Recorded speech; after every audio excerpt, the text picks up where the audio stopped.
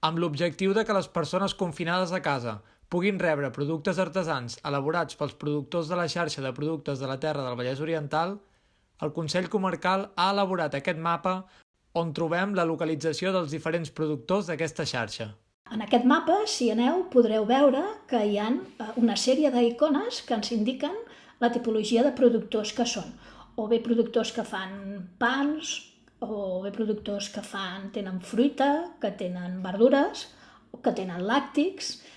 De moment ja hi ha una trentena de productors i productores que han facilitat la seva localització i dades.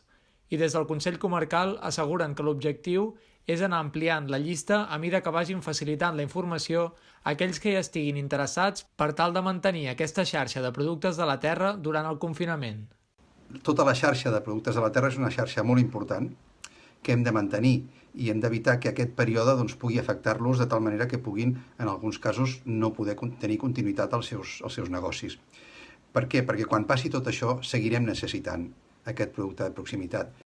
Un dels productors que formen part d'aquesta xarxa és l'Hort de Can Tabaquet, que produeix verdura, llegum ecològica, fruita i hortalisses d'altres productors de proximitat. Aquests dies l'Hort de Can Tabaquet ofereix servei a domicili a Granollers i a les poblacions més properes a la capital vallesana i també disposa de venda directa els dissabtes a l'Hort de Lliçà de Vall. L'Hort de Can Tabaquet està repartint entre 70 i 80 comandes al dia, com aquesta que s'ha fet aquest matí.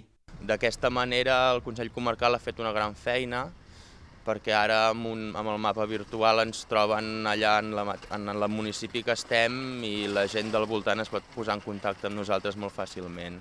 Per adaptar-nos als moments que estem ara, sí, és una solució que fem domicili el 90% de la facturació que estem fent ara.